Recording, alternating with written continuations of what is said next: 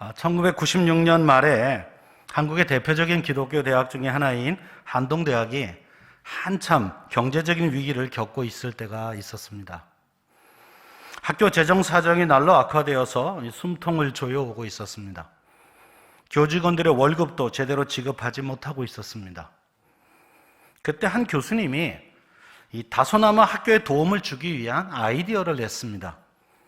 한 계좌를 1,000원 하는 그런 모금 운동을 하자고 제안을 했습니다.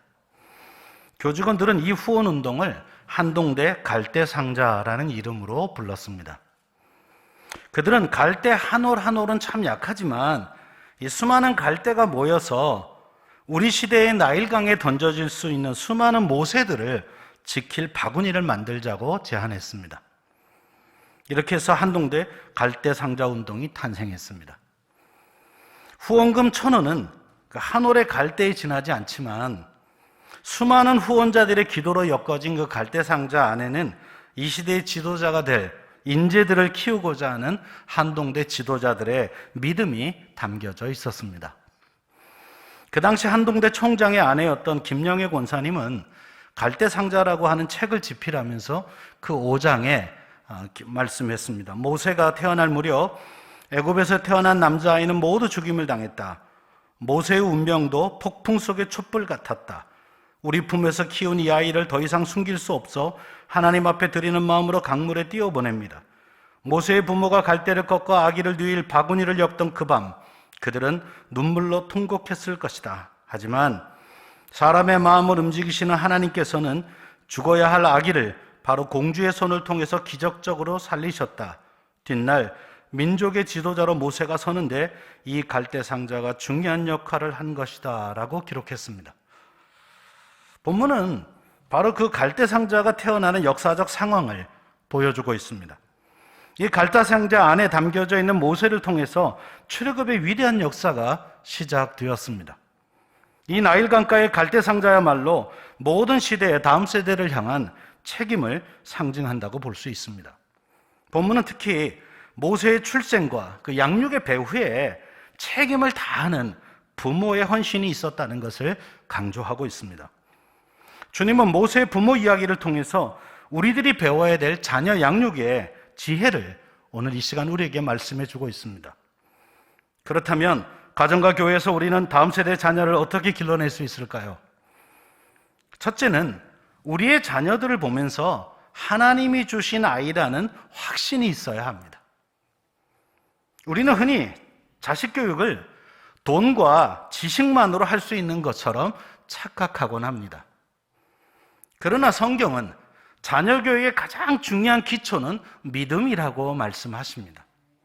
모세가 태어나던 시대는 최악의 교육 상황이었습니다. 아니, 교육에 앞서서 생존 그 자체가 문제였습니다.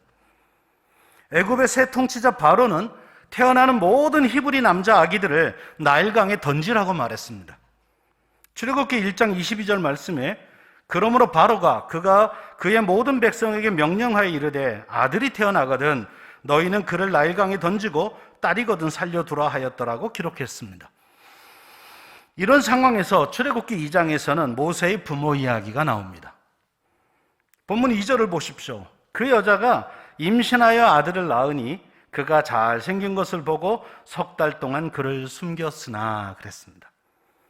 이 말씀만 봐서는 모세의 부모가 단순히 그 아기가 잘생겼기 때문에 그를 보호하여 양육한 것처럼 여겨질 수도 있습니다. 못생겼으면 그냥 죽였을까요? 이게 성경을 보면서 우리가 좀 조심해야 될 부분입니다. 이렇게 우리 상상으로만 읽으면 성경이 잘못 이해될 수 있습니다. 그러나 이 말씀을 사도행전 말씀과 좀 비교해 보면 모세의 부모에게 인간적인 동기 이상의 신앙적 동기가 있었음을 성경은 또 보완해서 말씀해 줍니다. 사도행전 7장 20절에 그때에 모세가 낳는데 하나님 보시기에 아름다운지라 그의 아버지의 집에서 3달 동안 길리더니 라고 말씀합니다. 여기에 하나님 보시기에 아름다운 아기였다고 한 것에 우리는 주목해야 합니다. 단순히 잘생긴 것을 가지고 온 가족의 목숨을 걸 수는 없지 않았겠습니까? 하나님께서는 히브리서 말씀을 통해서 이것은 모세의 부모님의 믿음이었다고 말씀하고 있습니다. 히브리서 11장 23절에도 믿음으로 모세가 났을 때에 그 부모가 아름다운 아이임을 보고 석 달 동안 숨겨 왕의 명령을 무서워하지 아니하였으며 라고 말씀합니다. 히브리서 11장, 여러분 잘 아는 대로 믿음의 영웅들을 소개한 장입니다. 그래서 우리가 흔히 믿음장이라고 부르는 것입니다. 그 영웅, 믿음의 영웅들의 그 리스트, 거기에 모세의 부모가 들어가 있습니다. 모세의 부모는 이 아기가 하나님의 뜻 가운데 태어난 것을 확신했고 그들은 어떤 희생을 치르고라도 이 아기를 길러내기로 결단했습니다. 이 아기가 섭리의 아들임을 확신한 겁니다. 이 행동을 보고 히브리서는 그가 믿음의 사람이었다라고 설명하고 있는 것입니다. 여러분 가정의 자녀가, 그리고 여러분 자녀에 있는 손주들이 하나님의 섭리 가운데 태어난 것을 확신하십니까? 아니면 실수로 태어난 아기, 또는 그저 남자와 여자의 사랑의 결과로 태어난 아기 정도로 보십니까? 가끔 어르신들이 속상하면, 또 부모들이 속상하면 하는 말이 있죠. 어떻게 저런 것이 우리 집안에 태어난지. 엄마들은 가끔 이제 거기서 오바해서 한마디 더 해요. 꼭 지혜비를 닮아가지고. 그 뒤에 듣고 있는 지혜비가 되게 마음이 아파요. 왜 뭐 잘못된 건 왜 지혜비일까요? 여러분, 그 아이가 듣는데 이런 말을 할 때 그 아이 마음속에 뭐가 있을까요? 어디서 첫 단계 태어났어. 가슴 아프지 않으세요? 여러분, 하나님은 실수함이 없는 분이세요. 하나님은 실수함이 없는 분이기에 우리 가정에 그 아이를 보내주신 것도 하나님의 섭리입니다. 실수가 아니고 하나님의 축복이거든요. 그걸 우리가 믿느냐는 되게 중요한 일입니다. 여러분의 자녀가 하나님의 섭리 가운데 태어난 아기라는 그 확신을 가지고 그 아이를 보면 아이가 다르게 보여요. 우리의 인간적인 마음과 욕심으로 그 아이를 바라보면 참 속상하고 막 아프고 막 어려운 일이 많아요. 저희 아버님이 화나면 쓰는 말이 있어요. 이 빌어먹을 놈의 새끼. 그 분석해 보니까 되게 나쁜 말이에요. 빌어먹는다는 게 무슨 뜻입니까? 이 구걸해서 먹을 놈, 거지라는 뜻이죠. 그래서 제가 좀 큰 다음에 아버지한테 그랬어요. 아버지, 비양에 욕을 하려면 좀 벌어먹을 놈, 좀 그렇게 욕하면 안 됩니까? 왜 빌어먹을 놈이라고 하세요? 그게 자기 자식한테 하는 말이면 그 얘기를 늘 듣고 자라는 자녀는 올바로 클까요? 우리는 신앙인이지 않습니까? 그 아기를 바라볼 때도 신앙으로 봐야 합니다. 하나님이 보낸 거예요. 그러면 그 자식을 이렇게 빌어먹을 놈하고 욕할 때 그 욕은 하나님께로 가는 거예요. 하나님이 저렇게 빌어먹을 놈을 우리 가정에 보낸 거잖아요. 그럼 나쁜 하나님이네요. 우리는 생각이 늘 여기까지 가야 해요. 왜? 하나님과 우리는 그렇게 뗄래야 뗄 수 없는 관계거든요. 정말 그 자녀가 하나님의 섭리 가운데 태어난 아기라는 확신이 있다면 무엇보다 믿음으로 자녀를 길러야 합니다. 믿음으로 기른다는 게 무슨 뜻입니까? 우린 그런 고백 많이 하잖아요. 믿음으로 키우겠습니다. 믿음으로 기른다는 것은 하나님이 주신 자녀라는 확신이 무엇보다 중요한 거예요. 그리고 믿음을 만드는 두 개의 방편인 말씀과 기도로 양육하겠다, 그런 말입니다. 날마다 그 아이를 위해 기도하고 하나님의 은혜를 구해야 하고 말씀의 젖을 먹여야 합니다. 로마서 10장 17절에 주님 말씀하셨지 않습니까? 믿음은 들음에서 나며 들음은 그리스도의 말씀으로 말미암았느니라. 우리 자녀가, 우리 손주가 믿음으로 자라기를 원하시면 부모와 조부모님들이 그 아이를 말씀을 들려줘야 하는 거예요. 귀로도 들려줘야 하지만 믿음으로 사는 삶이 어떤 것인가를 눈으로 볼 수 있게 해줘야 합니다. 그게 우리가 본이 되는 삶입니다. 여러분, 귀로 들은 건 금방 잊어먹는데요, 눈으로 본 거는 그렇게 쉽게 잊지 않습니다. 이럴 때 우리 부모님은 기도하셨었지.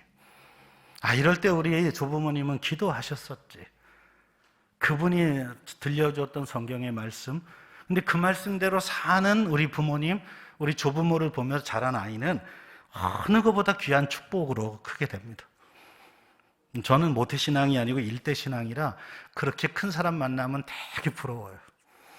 신학교 다닐 때, 신대원 다닐 때 부모님이 날 위해서 금식하며 기도하고 있다고 말하는 우리 동기들 보면 기가 죽었어요. 왜냐하면 저한테는 그런 부모님이 안 계셨어요. 그래서 제가 거꾸로 하기로 했죠. 제가 우리 부모님을 위해서 금식하기로. 일대 신앙들은 대부분 이렇게 신앙생활 합니다. 근데 여러분, 그래도 마음속에 그 모태신앙이어서 좋은 신앙의 부모님 밑에 자라가고 있는 우리 친구들, 이런 사역자들 보면 그렇게 부러울 수가 없어요.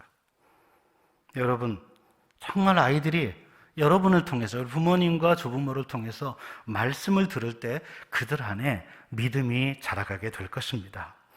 가정에서 부모님들이 날마다 하나님의 말씀을 들려주고 말씀을 기억하게 해줘야 합니다. 그리고 날마다 그 아이들을 위해서 축복하며 기도해 주십시오. 기도 속에서 아이가 자라게 하십니다. 그래서 내 아이들을 믿음으로 길렀다고 고백할 수 있어야 합니다. 주께 대한 믿음, 이것이 자녀 양육의 유일한 기초가 되게 해야 한다는 말씀입니다. 이미 부모가 되신 분들, 또 앞으로 자녀를 낳고 부모가 되실 분들에게 이런 마음과 신앙의 준비가 되어야 합니다. 또한 우리 교회의 다음 세대인 예랑 꿈땅의 귀한 생명들을 볼 때 한 생명 한 생명이 주님이 우리에게 주신 자녀라는 믿음을 가지고 양육해야 합니다. 교회를 오르내리실 때 아이들이 보이면 그냥 애인가 보다 하지 마시고 하나님이 우리 교회에 주신 귀한 아들, 귀한 딸입니다. 축복해 주십시오. 예쁘다고 칭찬해 주세요. 예배에 나왔으니 너무 예쁘다고 칭찬해 주시고 주머니에 여유가 있으면 용돈도 좀 주십시오. 애들이 교회에 왔는데 남모르는 할머니, 할아버지가 용돈 주면 얼마나 감동될까요? 그것도 잘 주셔야 돼요. 요즘 잘못 주면 신고 들어가요. 참 험하죠.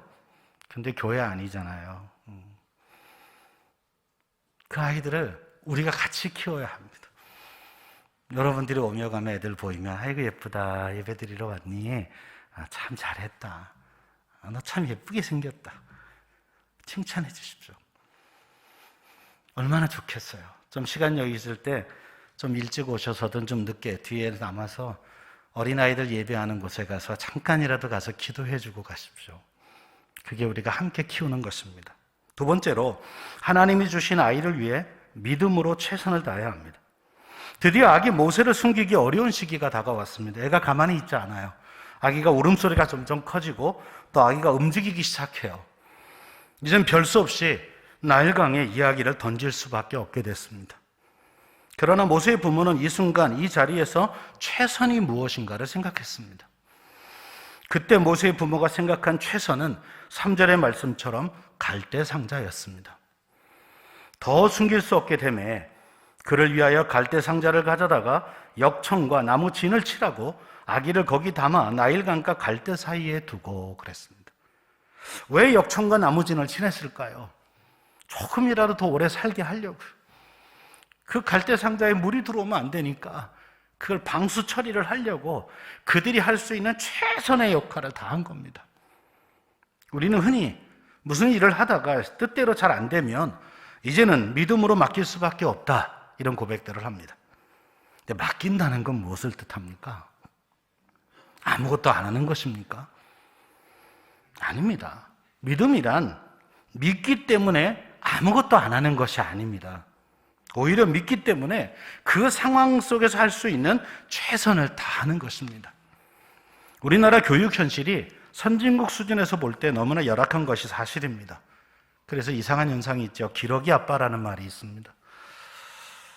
이 기러기 아빠 현상은 일찍이 인류 역사상 유례가 없는 아주 독특한 한국적 교육의 상황을 보여줍니다.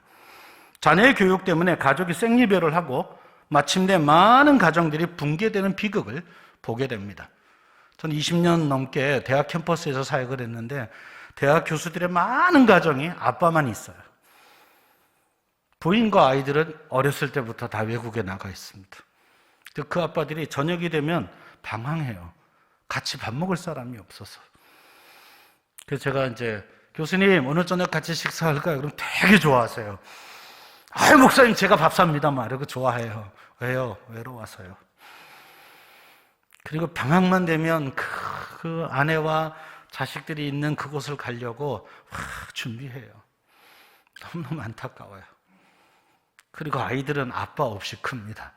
참 이상하죠. 호적엔 아빠가 있는데 집에는 아빠가 없어요. 소위 더 좋은 교육을 위해서 가장 중요한 교육의 장소인 가정을 포기하는 것은 정말 무지한 일입니다. 자녀 양육에 있어서 무엇보다 중요한 것은 부모의 역할이고 가정이라는 환경입니다. 그래서 하나님은 아담과 하와를 만들 때 성인으로 만드셨습니다. 에덴 동산이라는 가장 완벽한 환경에서도 아기는 혼자 자랄 수 없기 때문에 하나님께서 최초의 인간을 성인으로 만드셨습니다. 자녀의 신앙교육도 마찬가지입니다. 가정에서 부모가 직접 신앙교사가 되어서 가르치는 것이 자녀에게 최선의 신앙교육입니다. 그런데 그동안 우리는 어떻게 했습니까? 부모들은 자녀의 교육을 학교와 학원에 위탁하듯이 자녀의 신앙교육은 교회 학교에 위탁하는 것으로 책임을 다했다고 생각했습니다. 많은 부모들, 참 죄송한데 많은 부모들은 그마저도 안 했습니다. 그저 학원하고 겹치면 학원 보내고, 가정이 같이 휴가 떠난다고 교회 안 보내고, 그나마 일주일에 한 번, 1시간 하는 그 신앙교육도 부모들의 생각에 의해서 애들은 제외되기 시작했어요. 그러다 보니 교회가 점점 낯설어져요. 오면 친한 친구가 없어요. 교회 가는 게 점점 지루해져요. 예배는 정말 어색합니다. 아이들은 하나님으로부터 멀어지게 됐다는 뜻입니다. 신앙생활은 대학 간 다음에 그때 해도 된다라고 하는 엄청난 착각을 부모들이 했습니다. 저는 청년 사역만 30년 넘게 했습니다. 이미 20대가 되면 아이들의 이 가치관이 굳어져서 신앙으로 돌이키려면 정말 어마어마한 노력이 필요합니다. 어린아이 때 10이라고 하는 에너지만 쓰면 되던 일이 대학을 간 다음에는 100이라는 에너지를 써도 아이들을 돌이킬 수가 없습니다. 근데 우리나라 부모들은 그래요. 괜찮아. 지금은 안 가도 돼. 대학 간 다음에 마음껏 다녀라. 천만에요. 대학 간 다음엔 그 아이가 그렇게 마음대로 되지 않습니다. 그래서 많은 부모들이 후회해요. 좋은 대학은 갔어요. 근데 아이가 신앙생활을 안 해요. 하나님을 몰라요. 아니, 모르는 정도가 아니라 부인해요. 그리고 지 마음대로 삽니다. 그때야 후회들 하세요. 저는 그런 학부모들을 참 많이 만났어요. 목사님, 내가 큰 죄를 졌습니다. 그 아이가 교회 열심히 다닐 때 사실은 제가 못 가게 했습니다. 대학 가라고 공부하라고 제가 말렸습니다. 근데 이제는 아무리 얘기해도 교회 가지 않습니다. 어떻게 하면 좋아요? 여러분, 자녀의 신앙교육은 부모와 또 가정이 직접 해야 합니다. 그게 하나님의 뜻입니다. 우리가 이미 알고 있는 신명기 6장 4절에서 9절 말씀 한번 앞에 띄워드릴 테니까 한번 천천히 다 같이 읽어봤으면 좋겠어요. 수없이 들은 말씀이지만 우리 마음에 좀 새기면서 읽었으면 좋겠습니다. 다 함께 읽습니다. 이스라엘아 들으라. 우리 하나님 여호와는 오직 유일한 여호와시니 너는 마음을 다하고 뜻을 다하고 힘을 다하여 네 하나님 여호와를 사랑하라. 오늘 내가 내게 명하는 이 말씀을 너는 마음에 새기고 내 자녀에게 부지런히 가르치며 집에 앉았을 때에든지 길을 갈 때에든지 누워있을 때에든지 일어날 때에든지 이 말씀을 강론할 것이며 너는 또 그것을 내 손목에 메어 기호를 삼으며 내 미간에 붙여 표를 삼고 또 내 집 문설주와 바깥문에 기록할지니라. 하나님께서는 부모인 우리가 먼저 참된 신앙인이 되라고 말씀하세요. 사실 지금의 현상은 다음 세대 신앙이 붕괴된 것이 아닙니다. 엄밀히 말하면 부모 세대의 신앙이 붕괴된 것입니다. 부모들의 신앙생활이 제대로 되지 않았기 때문에 그 부모를 바라보며 자라가고 있는 자녀 세대가 신앙을 제대로 배우지 못하고 있는 현상입니다. 애들은 따라쟁이라 그러잖아요. 애들은 보고 배웁니다. 근데 가장 가까운 집안 식구들 가운데 그 따라서 배울 신앙의 대상이 없는 거예요.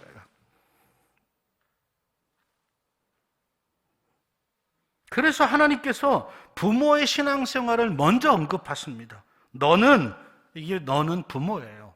너는 마음을 다하고 뜻을 다하고 힘을 다하여 네 하나님 여호와를 사랑하라. 부모들아, 너희가 먼저 좀 그렇게 해라. 오늘 내가 네게 명하는 이 말씀을 너는 마음에 새기고 부모들이 먼저 마음에 좀 새기고 부모가 먼저 바른 신앙인으로 서야 한다고 우리에게 말씀하십니다. 그리고 나서야 자녀에게 신앙을 가르치라고 말씀하세요. 굉장히 중요한 순서입니다. 나는 그 말씀을 마음에 안 새기고 나는 그대로 살지 않으면서 너는 그래라, 너희들은 그래야 한다, 이건 교육이 되지 않습니다. 교육은 내가 먼저 해야 되는 거예요. 저는 제가 목사가 되면서 제일 큰 걱정은 그거였어요. 내가 매주 하나님의 말씀을 전할 건데 내가 전하는 그 말씀대로 내가 매일 살아야 하는데 나는 정말 그럴 수 있을까? 내가 먼저 살면서 본을 보이며 성도들을 목양해야 되는데 나는 정말 그럴 수 있을까? 이게 지금도 고민이에요. 왜? 목사라고 하는 게 말만 전해서 목사는 아니거든요. 하나님이 내게 주신 말씀을 나 먼저 순종하고 아멘하고 내가 그렇게 살도록 몸부림치고 그러면서 성도들을 향해 같이 합시다. 그래야 목사잖아요. 부모도 마찬가지예요. 부모도 집안에서는 집안의 제사장, 목사들이십니다. 아이들에게 이럴 땐 이렇게 하나님의 말씀대로 살아야 하느니라.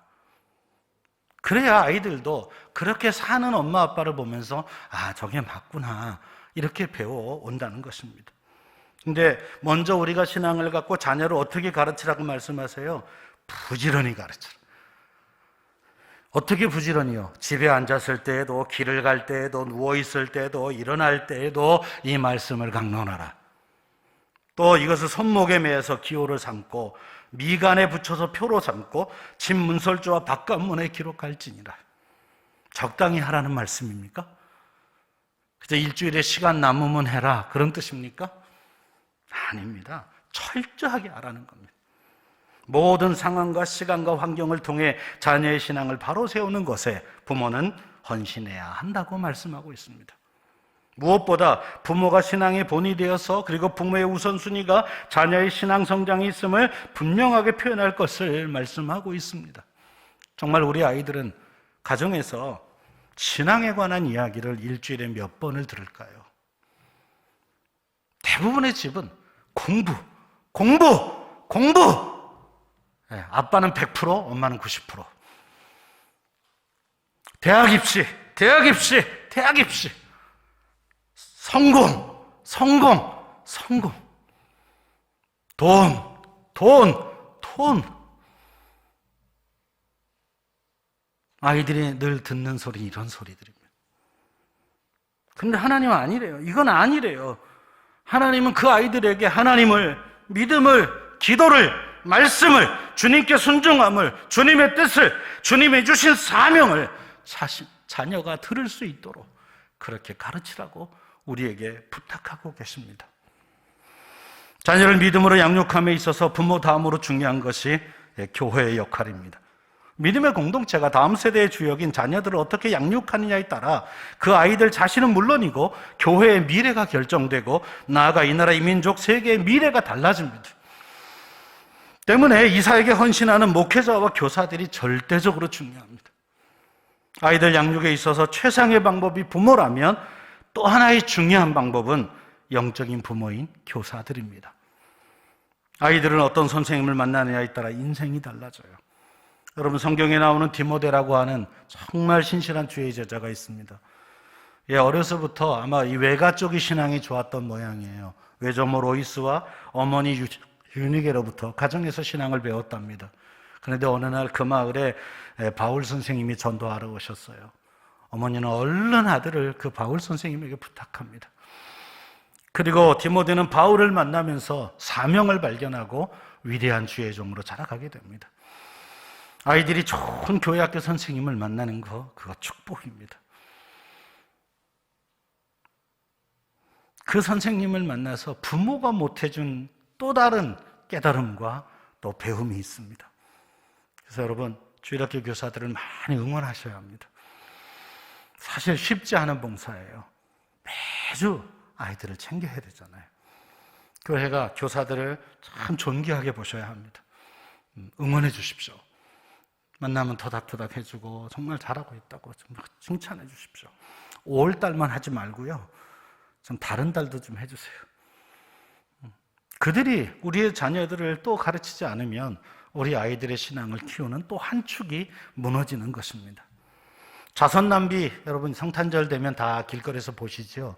그게 구세군에서 운영하는 것인데, 구세군을 창설했던 분이 윌리엄 부스라고 하는 분입니다. 그분이 이렇게 호소했어요. 마귀가 이 땅의 청소년들에게 손을 쓰기 전에 우리가 하루라도 먼저 우리의 자녀들에게 어서 손을 써서 가르쳐야 합니다. 그러므로 교회가 어떤 것보다 중요하게 생각하는 것이 교육입니다. 올바른 신앙인이 되게 하는 영적인 교육, 바른 인성을 위한 교육, 그리고 아이들이 하나님의 아이들에게 부여해 주신 달란트를 최대한 개발시켜서 세상에서 마음껏 자신의 꿈과 비전을 이루며 살아가도록 돕는 그 교육을 우리가 해야 된다는 말입니다. 그래서 우리 예랑 꿈땅에서 이제 옛꿈 리더십 아카데미를 이제 본격적으로 시작할 겁니다. 주일날 1시간 딸랑 와서 예배 한 번 드리고 끝나는 교육이 아니라, 그 중에 열심히 있는 아이, 또 부모까지 열심히 있는 집의 아이들 우선적으로 먼저 좀 데려다가 정말 아이들 속에서 신앙의 리더가 되게, 그리고 그 아이가 자신의 달란트를 개발해서 정말 나라와 민족과 열방의 리더가 되게끔 교회가 키우는 교육을 우리가 앞으로 잘 준비하고 또 실시하려고 합니다. 기도해 주십시오.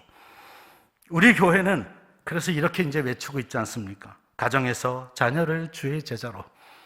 오해하지 마십시오. 교회가 아무것도 안 하겠다는 뜻이 아닙니다.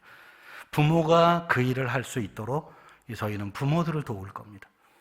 그래서 부모가 정말 자녀를 가정에서 신앙으로 키울 수 있게 하고, 또 부모가 못하는 일을 교회가 또 준비해서 아이들의 리더십을 개발하고 아이들의 꿈과 비전을 찾게 해주고, 그걸 또 개발해서 또 정말 하나님과 이웃을 위해 선하게 사용하는 것들을 경험시키려고 합니다. 우리 아이들이 속한 가정, 그리고 교회와 나라와 민족 열방을 위해서 가장 중요한 일은 역시 좋은 아이들을 키우는 것입니다. 온 교회의 성도들이 힘과 지혜, 헌신을 아끼지 말아야 합니다. 최선의 투자를 해야 합니다. 빚내서라도 해야 될 일입니다. 집안에서 자녀 키울 때 빚내잖아요. 재정을 각자 포기하다 끝까지 포기 안 하는 가정의 재정은 자녀 교육비입니다. 교회도 그 마음으로 아이들을 키울 수 있어야 합니다. 이렇게 믿음을 가지고 최선을 다한 후에 주님의 일하심을 기대해야 합니다. 모세의 부모에게는 그를 믿음으로 양육할 2번의 기회가 있었습니다. 생후 최초의 3개월, 갈대상자에 띄우기 전까지 3개월, 그리고 모세가 다시 궁중으로 들어가기 전까지 어머니가 유모로서 키웠던 몇 년의 시간이 있었습니다. 그 기간에 그들은 최선을 다해서 하나님의 아들로서 모세가 알아야 할 것을 가르쳤을 것입니다. 그리고 그 다음엔 어떻게 했습니까? 주님의 일하심과 도우심을 기다렸습니다. 본문 4절을 보십시오. 그의 누이가 어떻게 되는지를 알려고 멀리 섰더니 그랬어요. 이게 바로 믿음의 기다림 아닙니까? 갈대 상자를 막 역청칠하고 막 방수해서 띄워놓고 이제 난 몰라, 그리고 집으로 가지 않았어요. 그 누나가 이 상황을 하나님이 어떻게 하실지 따라가고 있었어요. 결과는 어떻게 됐습니까? 마침 바로의 딸이 목욕하러 나일강에 왔습니다. 여러분, 이게 평범한 일입니까? 아니, 그 세계 최강의 나라의 황제의 딸이 하필 이 시간에 그렇게 무슨 거기에 좋은 사우나가 있는 것도 아닌데 목욕하러 나일강에 왔다. 여러분 생각은 어떠세요? 이게 정말 하나님의 섭리가 아닙니까? 그리고 또 그 갈대가 많은 거기서 갈대 상자, 찌끄만 갈대 상자가 흘러가는데 이게 눈에 띄었답니다. 아니, 얼마나 평범한 얘기인데요. 근데 그 공주가 무슨 관심이 있었겠어요? 근데 보고 관심을 가졌대요. 열어봤어요. 히브리 아기가 들어있습니다. 노예 아기예요. 황제의 딸이 노예가 낳은 히브리인의 어린 아기 하나를 보고 뭐가 관심이 있었겠습니까? 좀 험하게 말하면 아이 재수없어, 히브리 놈이네, 이렇게 말할 수 있는 대목이죠. 그런데 상자가 열리는 순간에 아기가 울어요. 이것을 주석한 한 성경학자는 이렇게 해석했습니다. 상자가 열리는 순간 아기의 울음소리가 잠자던 공주의 모성의 본능을 흔들어 깨웠다. 불쌍하게 보이는 거예요. 이 아기의 울음소리가 우연이었을까요? 또 이 울음소리를 듣고 그를 키우고 양자로 키우고 싶은 마음이 드는 공주의 마음의 변화, 이게 우연입니까? 이 순간에 모세의 누이 미리암이 또 뛰어나옵니다. 이 한편의 드라마예요. 아기를 양육할 유머가 필요하지 않았습니까? 미리암은 연기를 잘했나 봐요. 그때 뛰어들어서 이건 내 동생이에요 이렇게 안 하고, 공주님 유머가 필요하지 않았습니까? 얼마나 천연덕스러워요. 그랬더니 이 공주가요 또 그래요. 여러분, 공주가 유머 하나 구하지 못해서 이 어린아이에게 의지해야 됩니까? 그냥 옆에 시녀한테 말해도 되죠. 근데 그러래요. 그래서 모세의 어머니 요게벳이 월급을 받고 유모가 돼서 이 무서운 시대, 아들이 죽을 수밖에 없는 이 시대에 안심하고 당당하게 공주의 아들로 자기 아들을 기르지 않습니까? 아무도 손을 댈 수가 없는 아이가 됐어요. 정말 할렐루야입니다. 이게 우연입니까? 믿음으로 최선을 다한 모세의 부모의 믿음에 대한 하늘의 응답이고 상급이 아니었겠습니까? 그래서 주님은 히브리서 11장 6절에 말씀하십니다. 믿음이 없이는 하나님을 기쁘시게 못하나니 하나님께 나아가는 자는 반드시 그가 계신 것과 그가 자기를 찾는 자들에게 상 주시는 이심을 믿어야 할지니라. 제가 교육을 담당하면서 들었던 많은 그 불편한 말 중에 이런 말이 있었어요. 부모님이 하루는 찾아와서, 전도사님, 당신이 우리 아들 대학 가는 거 책임질 겁니까? 목사님, 얘가 지금 고3인데 수련회 간다는 걸 목사님이 말려야죠. 지금이 대학 갈 때 얼마나 중요한지 아십니까? 제가 다 젊은 날에 들었던 얘기입니다. 30대 때, 40대 중반까지는 얘기 들은 것 같아요. 그때는 이렇게 말했어요. 그래서 수련회 와야죠.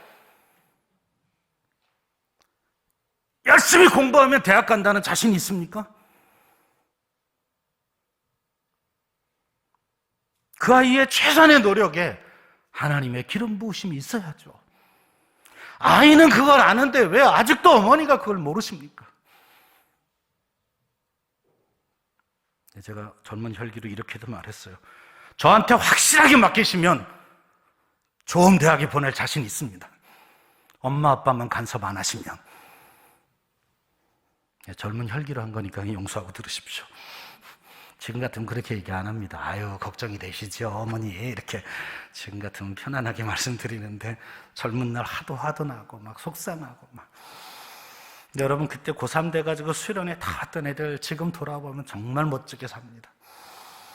여러분, 신앙 좋아지면요 틀림없이 성적이 오릅니다. 믿으십시오. 아이가 내 인생이 하나님과 관련돼 있고 그분이 나에게 주신 달란트를 통해서 그분에게 영광을 돌리기 위해서 나는 열심히 살아야 돼, 이 마음이 생기면 아이는 진짜 공부합니다. 거기까지 교회가 키워야죠. 여러분, 이렇게 어머니 품에서 자란 몇 년간의 교육이 모세에게는 정말 중요했습니다. 그 어머니가 전해준 신앙교육은 모세가 40년 동안 애굽의 왕자로서 받은 그 세상 교육을 다 이겨내요. 모세가 신앙인으로 그리고 유대인으로 정체성을 유지하며 그 왕궁에서 살아갈 정도로 엄마와 함께 있었던 그 가정에서의 신앙교육은 정말 위대한 것이었습니다. 주님은 잠언 22장 6절에서 말씀하십니다. 마땅히 행할 길을 아이에게 가르치라. 그리하면 늙어도 그것을 떠나지 아니하리라. 우리의 가정과 교회에서도 이 말씀대로 우리 자녀들에게 단순한 지식, 답안을 맞추는 기계를 만드는 교육보다 아이가 마땅히 행할 길을 알게 하는 그런 교육을 할 수 있어야 합니다. 갈대상자 책에 보면 갈대상자 후원회가 열릴 때마다 지금은 돌아가신 김영길 총장님의 이야기가 들어있습니다. 그대로 옮겨보겠습니다. 프란시스 셰퍼 박사는 20년 전에 책을 쓰면서 21세기가 오면, 지금 21세기잖아요. 사람들은 목적 없이 돈을 벌고 진리 없는 교육을 하고 의미 없는 사랑을 나누며 죄책감 없이 사람을 죽이는 시대가 될 것이다. 이 모든 것은 하나님을 믿지 않기 때문이다 라고 예언했습니다. 섬찟하지 않으세요? 프란시스 셰퍼 박사는 이미 수십 년 전에 21세기가 되면 오늘 우리가 겪고 있는 이 현상이 일어날 것을 이야기하시고 그 이유는 아이들 안에 하나님이 없기 때문에 일어나는 일이다, 그렇게 말씀하셨습니다. 우리의 자녀들에게 공부하는 목적과 삶의 존재 가치를 부여해 주어야 합니다. 왜 공부하는지를 알고 해야 돼요.